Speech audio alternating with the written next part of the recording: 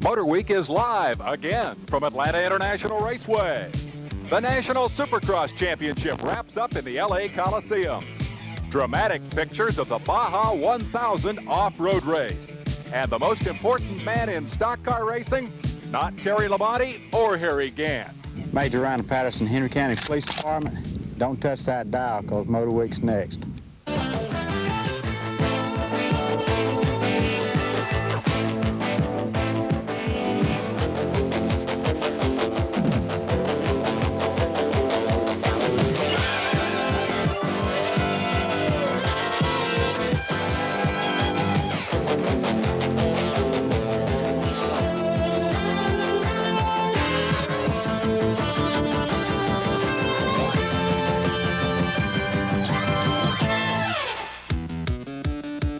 MotorWeek Illustrated is brought to you by Dodge, makers of Ram Top Dodge trucks, and by Dodge cars that will revolutionize your perspective of the road. We are Dodge, an American revolution. And by Old Milwaukee Beer and Old Milwaukee Light, two great tasting beers. It doesn't get any better than this. Hello, everyone. I'm Dave Despain in the STP Race Center. The 1984 Winston Cup Stock Car Championship will be decided between two emerging stars in two exciting races over the next 8 days. TBS Sports is following every lap of that action, and so for the second week in a row, we're live at Atlanta International Raceway. Now, on race day, our Ken Squire is always topside, enjoying the hors d'oeuvres. So for this half hour, we put him down in the trenches. Let's go to Ken on pit road. All right, thank you, I think. We have inclement weather rolling through here right now, and actually that's a blessing, Dave, because if this storm system moves through at the rate it is now, by mid-morning we should be clear for a go for the 28th race as we move toward that championship, actually 29th race. And right now, everything is totally under control over in the area to my right that security man was referring to earlier. Until today, some 40 cars were under lock and key to protect them from sabotage. More on that story later. We're also going to be talking with four-time winner here at Atlanta, Richard Petty, during this half hour, and we'll meet the crew chiefs of the Winston Cup title contenders. First, though, we want to talk about the richest championship in American racing. That's the CART PPG IndyCar Crown. It will be decided tomorrow, and our Jerry Garrett is in Las Vegas, Nevada. Dave, a lot of people come to Las Vegas with dreams they'll win $1 million. And with a really good weekend this weekend, Mario Andretti can just about do that. If he wins tomorrow's Caesars Palace Grand Prix and he clinches the national championship, Mario will have won more than $900,000 in prizes and awards this year, a record. Although Mario's starting up front, his weekend has not been ideal. We just had to switch to a spare car, and the car is performing quite nicely. I just I clipped the wall on turn 5 and just shaved it a little bit too close, but I don't think that's really a critical situation for us. I hope not, anyway. Mario only needs to finish 9th or better to clinch the title over Tom Sneva. Sneva's not conceding anything, though. You know, we got to watch Mario on one side and Rahal on the other. It's sort of like we're a bologna sandwich or something. We can get it from both ends here. Andretti wasn't the only one in trouble on the course this weekend. There was plenty of carnage like this. One wreck sent Al Holbert to the hospital with rib injuries. In addition to the IndyCar race, there's also on the schedule this weekend the Trans Am and Super V Series finales. We'll have a full report on those next week. Now back to Atlanta and more of Live Motor Week. Well, a major IndyCar road race and one of America's 2 Formula One Grands Prix were canceled this week. The Cleveland 500 IndyCar race has been the subject of continuing controversy over the city of Cleveland's financial relationship with the promoter. Official reason for the cancellation, the Federal Aviation Administration denied permission to use Burke Lakefront Airport for an auto racing course. And in Dallas, Texas, Grand Prix organizers have been trying to sort out a schedule problem and move off their scorching midsummer date. Texas heat caused the track to break up during last summer's inaugural running. A March date was sought, but the Texas State Fairgrounds is not available then. Final practice is complete here at Atlanta International Raceway for tomorrow's Atlanta Journal 500. We're going to take a look at some of the special security arrangements that were made here this week when MotorWeek continues.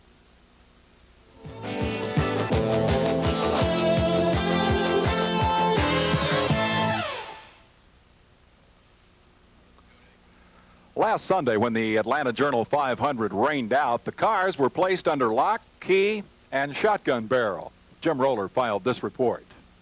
It's been a quiet and ironically beautiful week here at Atlanta International Raceway. It's been quiet with good reason.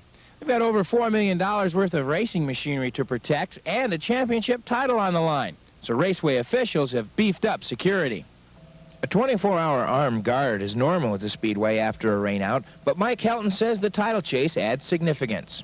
In a rainout situation, you've got to have 24-hour security in the garage area when they impound the cars to protect them from any kind of tinkering with as far as the crews and the fans and any just general public's concerned. This time around, though, we had to beef it up just a little bit stronger because the fact that it is the next to the last race on the circuit and the fact that the point standings are so close. So the security this time is a little heavier than even a normal rainout situation would produce. Sabotage is nothing new to stock car racing. Bobby Allison found sugar in his gas after clinching the 1983 Grand National title in Riverside. Many insiders say a Talladega crash 10 years ago was due to pre-race tampering. But in Atlanta, Major Randall Patterson has had his men on alert since Thursday before the rainout, and all's been quiet. Yeah, this is the first time we've had to do this for this long time. Been real quiet. We've been here since Thursday, and everything seems to be running fine. So indeed, this is the most important lock in stock car racing. It's the one that protected Harry Gant and Terry Labonte's cars this week at Atlanta International Raceway. The cars they'll use tomorrow in the Atlanta Journal 500. Reporting from the garage area, this is Jim Roller. Let's go back to Dave Despain. And what better recipient for our U.S. Air Force Reserve Wrangler Behind the Scenes Award than Major Randall Patterson, who's been out there protecting those race cars from skullduggery all week. Major Patterson now in the running for a new Honda VT500 Ascot motorcycle that goes to our year-end Behind the Scenes Award winner. Well, last week in our live report from AIR, we met the championship contenders, Terry Labonte and Harry Gant. Right now, Ken Squire is standing by with the men behind the challengers. Two of the nicest people in the game of stock car racing. The man who has the runner-up car at the present time, Travis Carter. And on my right here, of course, is Dale Inman. He has the Terry Labonte car. Now, they both won the championship in spirit, although not in name. 1978, Travis had it with Cale Yarborough, and 7 times Dale Inman with Richard Petty. Can you afford to go for a win here at Atlanta tomorrow? We'll have to run the way the car performs for us and what the track gives us and what the competition gives us. Terry's got to be very cautious and pick his spots to pass and stuff like that, but we would certainly like to come away from here with a win. No other way for you to go but for the win. That's the only thing we have. We don't have any alternative. We've had to play catch-up throughout most of the season. Dale and Terry have been in the driver's seat for a good way now, so our game plan is to go out and try to lead as much as possible and do everything possible to try to win the race, not take any unnecessary chances, but we still have to race. Well, for the Skull Bandit team, you have said earlier, and surprised some folks, that if you didn't win the championship, you're 49 points out, that wouldn't be the end of the world. Oh, definitely not. We've had to come from way back, and our team has performed well all the year. Second place is a good place to be in the Winston Cup standings right now. And we've won 3 races. We've led a lot of miles. We've won a lot of money this year. So it's been an extremely good season for us so far. Indeed it has, Travis. Dale Inman, what would it mean for you to have your own team with a name on it for Piedmont that comes through and wins this championship? Well, naturally, I'd like to win the championship this year, but it's not only me. It means a lot to Terry Labonte, a young driver, 27-year-old, and a lot of crew members that's been with me before and a lot that was with Terry in the past. It's just, and our new sponsors, Piedmont, this year, and, of course, our car owner, Billy Hagan. He would very much like to win it, and that's our goal, but... that's what we're striving to do, and we're going to run just as hard tomorrow as we possibly can and be as conservative as we can and protect everything we can. But it's going to be a tough race tomorrow, and we definitely can't go out there and ride around. I wish we could, but we can't.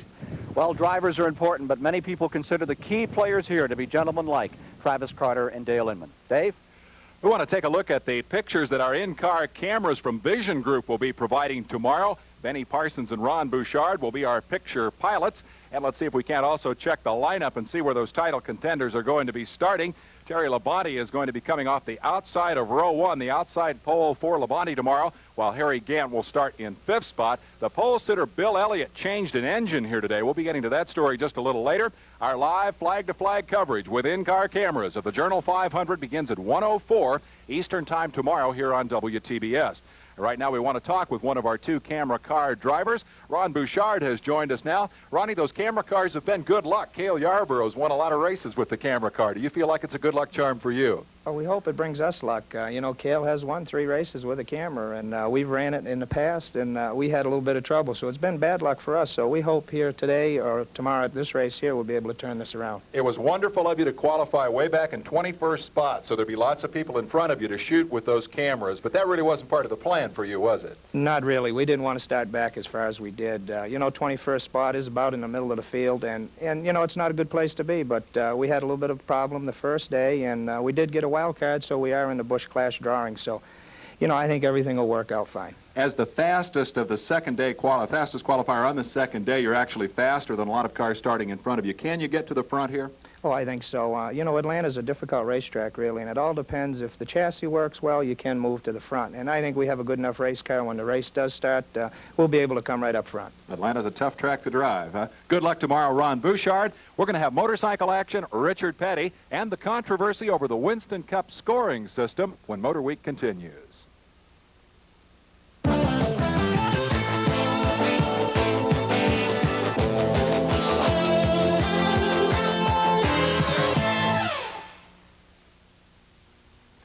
We're back live at the STP Race Center, Atlanta International Raceway, scene of tomorrow's Atlanta Journal 500. Now that the Olympics are over, one of America's most famous motorcycle races has returned to the arena where it was born 10 years ago, the Los Angeles Coliseum. The Wrangler Super Bowl of motocross returned to its traditional home Saturday night. 60,000 fans turned out to see who would claim the series championship. Number 4, Jeff Ward, had to win everything Saturday night to have any hope for the crown.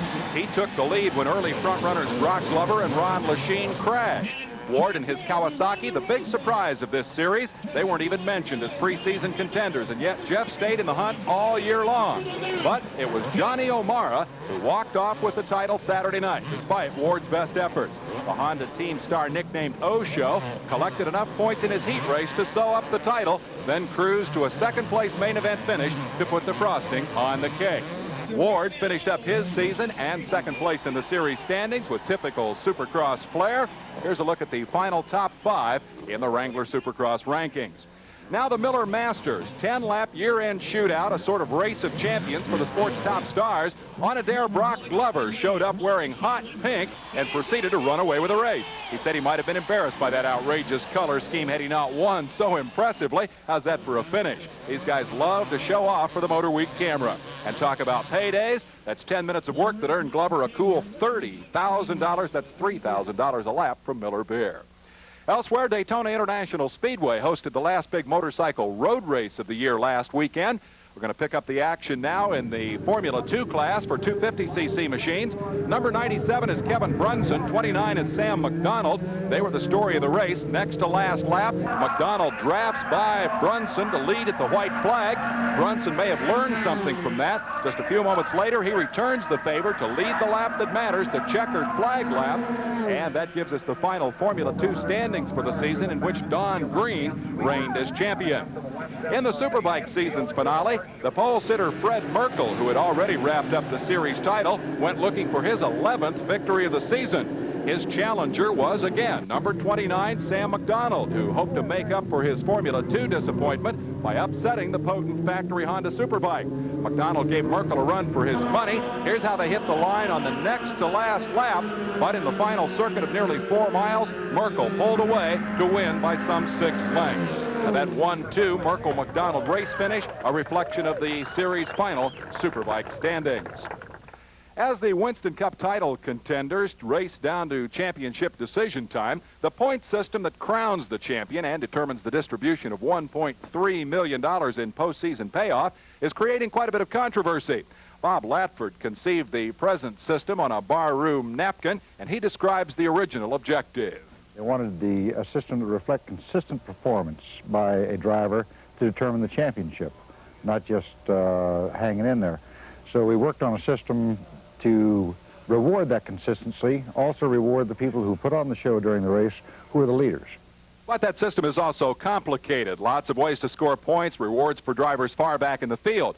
Bob, how about a simple system like Formula 1 road racing? 6 drivers score the points.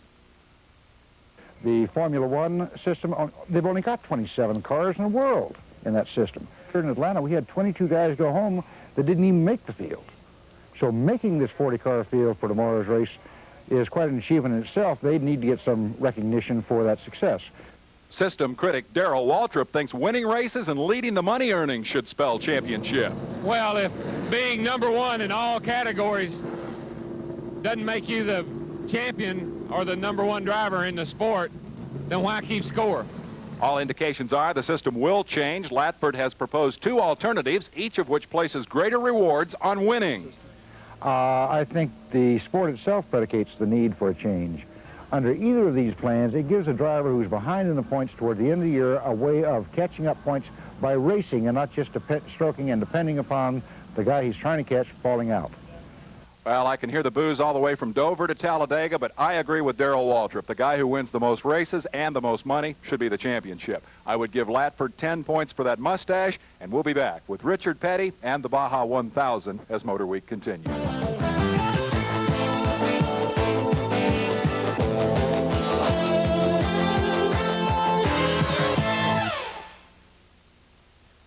We're back live at Atlanta International Raceway with a story that comes from Mexico. Last spring, a Mexican political squabble cost Baja California an important off-road race.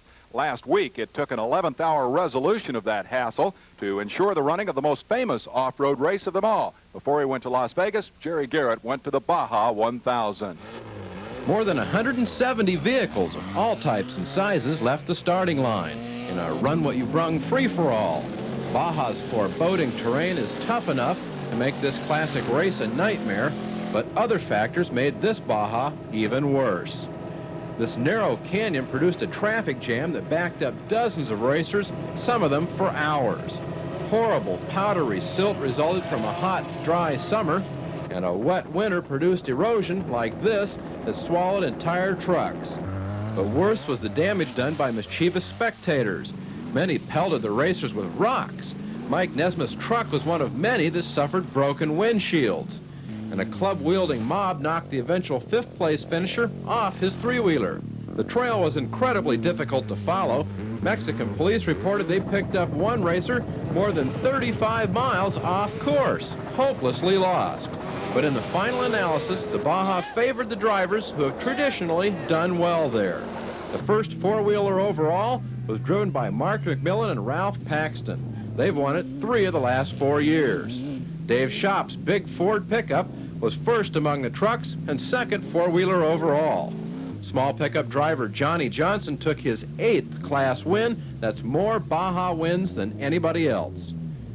Everyone finished after dark, and it took more than 14 hours to cover the distance. And nobody did it faster on 2, 3, or 4 wheels than the motorcycle team of Chuck Miller and Randy Morales. They rode much of the final miles without headlights. For Motor Week, this is Jerry Garrett reporting. Quick footnote to that story. Officials have already signed contracts to again hold both of Baja California's off-road races next year. As at most of the Winston Cup racetracks, Richard Petty is among the all-time career victory leaders here at Atlanta International Raceway with 4 wins. In contrast, the championship contenders here tomorrow, Terry Labonte and Harry Gant, have neither one seen a checkered flag at Atlanta. Richard, any advice for these guys? Not a whole lot that I can give them. I hadn't been having too good a year, but I just tell them to do the same thing they've been doing all year long, and whoever wins gets the most points, and that's the way to do it. If it was your call for race strategy, you'd try to put it right up front then. Well, we've been fortunate. We won 7 championships, and that's the way we always run. We never changed our way as the season progressed. The reason that these boys are up front is they've run hard all year long, and if they change anything from there, then they're going to mess up. So it's whoever is unlucky is the one that's going to lose. The rest of them is going to win. So it's not who's going to be the luckiest that wins. What kind of racetrack is this? What kind of place is Atlanta to drive? Probably one of the easiest racetracks we have as far as being a real wide racetrack. It's super for spectators. It's really super for the racer, except that a lot of times it's too hard to get the car set up to run. But it's just a real good racetrack. And, from that standpoint, you can run 2 abreast. Sometimes you can run 3 abreast if you have to. When you won your 200th, July 4th at Daytona, your #1 fan, Ronald Reagan, was there. He ran a big race last Tuesday and just about lapped the field. Who'd you vote for anyway? Well, no, I don't think you have to ask that particularly. I think I voted with the majority of the people. You were happy with the outcome? I was happy. I don't think that I was a whole lot happier by winning the 200th than I was because he won. I'm really glad that the country's seen that's the way to go. 201 tomorrow? We're working on it. All right, Richard, thank you for being here. Richard, of course, is in the running for our Champion Sparkplug Racer of the Year honors for his 200th victory down at Daytona. Right now, we want to meet today's Racer of the Week. Johnny O'Mara didn't win the season's final Super Bowl of motocross in the L.A. Coliseum last Saturday night, but then he didn't have to. O'Mara's season-long performance gave him a commanding series lead going into the event, and a runner-up race finish easily wrapped up the championship.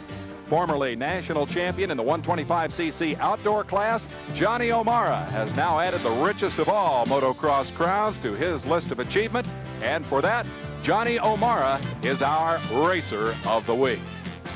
About time to wrap things up here from the STP Race Center at Atlanta International Raceway. Quickly from Las Vegas, Danny Sullivan is on the pole for tomorrow's kart race. Mario Andretti, who can clinch the championship, starts outside row 1. Tom Sneva has qualified 4th. George Morales has won the Offshore World Championship powerboat race run this afternoon down at Key West, Florida. We mentioned that Bill Elliott changed engines today. They had a problem with that motor last week after Bill set the qualifying record here at this racetrack.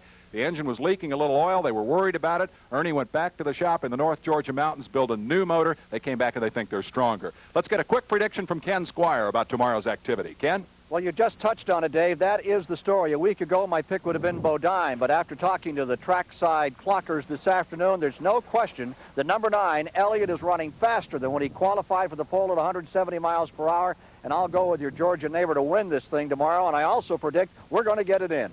All right, Kenley, I picked him last week. I'll pick him again this week. He's my neighbor, and I make car payments to his dad, so I got to go with Bill Elliott, too. We'll be right here tomorrow to cover all of the action, flag to flag. Special thank you to STP, our host today in the STP Race Central. And don't forget, the TBS Sports Live flag-to-flag coverage of the Journal 500 begins at 1:05 tomorrow afternoon. I'll be in the STP Pit Communication Center. Until then, I'm Dave Despain. We'll see you next week. A promotional consideration and fees paid by the quality products from the STP Corporation, your car care company, STP. And by Dodge Trucks, the official vehicles of MotorWeek Illustrated, on the road or off the road, for competition or pleasure. For any job you give them, Dodge Trucks are Ram tough. And by the Air Force Reserve. Be one of a kind in today's Air Force Reserve. Now more than ever, a great way to serve. Call toll-free 800-257-1212. MotorWeek Illustrated was brought to you by Dodge Trucks and by Dodge Cars. That will revolutionize your perspective of the road. We are Dodge, an American revolution.